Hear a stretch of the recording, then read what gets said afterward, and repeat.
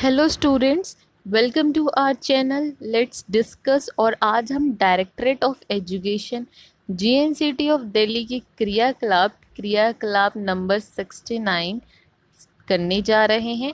और ये क्रियाकलाप है क्लास थर्ड से क्लास फिफ्थ स्टूडेंट्स के लिए। तो बच्चों, सबसे पहले आप यहाँ पे अपना नाम लिखेंगे, उसके बाद आप यहाँ पे कक्षा और भाग लिखेंगे, और इसके बाद आप अपने अध्यापक या अध्यापिका या टीचर इनका नाम लिखेंगे। तो चलिए शुरू करते हैं। तो आज के क्रियाकलाप का जो टॉपिक है वो है अनेकार्थी शब्द। यहाँ पे आपको दो पिक्चर्स दी गई हैं। सबसे पहले हम लेफ्ट हैंड की पिक्चर पे देखते हैं क्या लिखा हुआ है। तो यहाँ लिखा हुआ है सूरज पूर्व दिशा से उदय होता है। एक सूरज की पिक्चर है और यहाँ पे लिखा हुआ है सूरज जो है वो कहाँ से उदय होता है? पूर्व दिशा से। राइट हैंड साइड पे आपके पास जो पिक्चर है उसमें एक लड़का है जो कि खाना खा रहा है, और एक पिक्चर और है जिसमें क्या है, हाथ धोते हुए दिखाई दे रहा है। तो यहाँ कहा गया है खाना खाने से पूर्व हाथ धो लेने चाहिए। ये तो अच्छी बात है, खाना खाने से पहले हमें क्या करने चाहिए? हाथ धोने चाहिए। तो यहाँ पे पूर्व, तो इन दोनों वाक्यों में पूर्व शब्द का प्रयोग अलग अलग अर्थों में हुआ है।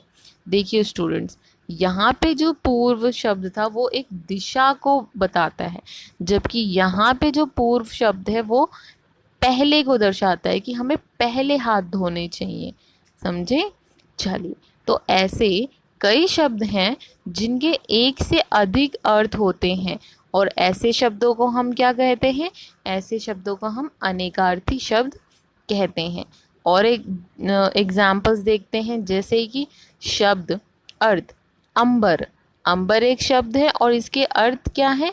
आकाश। हम अंबर को आकाश भी कहते हैं और अंबर को हम कपड़ा भी कहते हैं। ऐसे ही जो दूसरा शब्द है वो है वर्ण।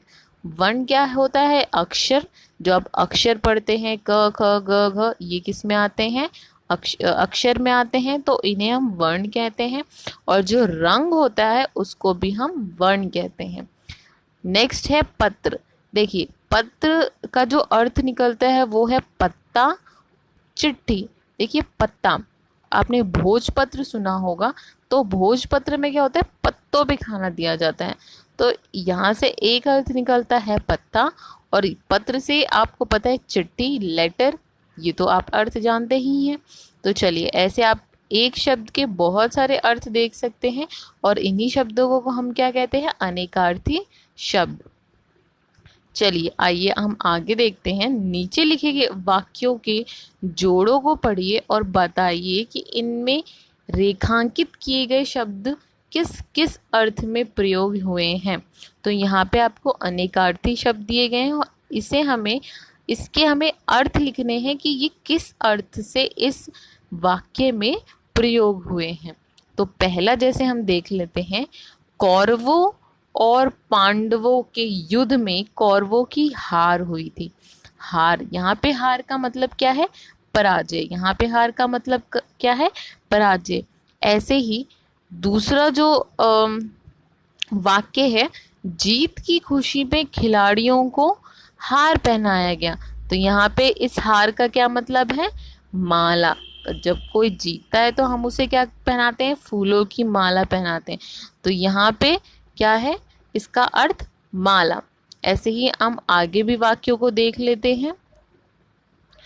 तो दूसरा जो वाक्य है वो है, जीवित रहने के लिए सभी को जल की आवश्यकता होती है। और इस जल से अर्थ क्या निकलता है? पानी, वाटर। वाटर की हमें ज़रूरत होती है, जल के बिना जीवन तो नहीं चलता। और इसके दूसरा वाक्य देख लेते हैं, जंगल में आग लगी है और वृक्ष जल गए। तो यहाँ पे क्या है? जंगल में आग लगी है और वृक्ष जल गए। इस जल से पानी का तो कुछ अर्थ नहीं निकलता, तो इस जल से क्या अर्थ निकलता है? जलना। जलने का मतलब है आग लगना। ठीक है, चलिए आगे वाक्य हम देख लेते हैं। पानी में रहकर मगर से बैर करना अच्छी बात नहीं है। तो पानी में कौन रहता है? सबसे पहले मगरमच्छ रहता है। और मगरमच्छ से बैर करना और दुश्मनी करना बिल्कुल अच्छी बात नहीं है। तो यहाँ पे इस मगर का अर्थ जो निकलता है वो क्या निकलता है? मगरमच्छ, क्रोकोडाइल। ऐसे ही मैं खेलना तो चाहता हूँ मगर अभी बाहर नहीं जा सकता। जैसे आप भी बहाने बनाते हैं कि मैं पढ़ना तो चाहता हूँ मगर अभी मन नहीं है। तो इस मगर का क्या मतलब होता है? क्या अर्थ निकलता है? इस मगर का अर्थ निकलता है परंतु। चलिए आगे देखते हैं। चौथा वाक्य कहता है, सीमा ने प्रतियोगिता में भाग लिया। अब सीमा ने किसी कंपटीशन में भाग लिया तो उसने क्या किया? हिस्सा लिया ना, उसने तो पार्टिसिपेट किया। वैसे ही पुलिस को देखकर चौक भाग गया। अब यहाँ पे भागने का अर्थ क्या है? भागने से। यहाँ पे अर्थ है रन से। ओके। चलिए पांचवा वाक्य है, आजकल सोने के आभूषण के दाम बहुत बढ़ गए हैं। तो यहाँ पे सोने के आभूषणों की बात की गई है। तो यहाँ जो सोने का अर्थ है वो स्वर्ण से है, वो गोल्ड से है। और दूसरा वाक्य, मेरा सोने का समय हो गया है।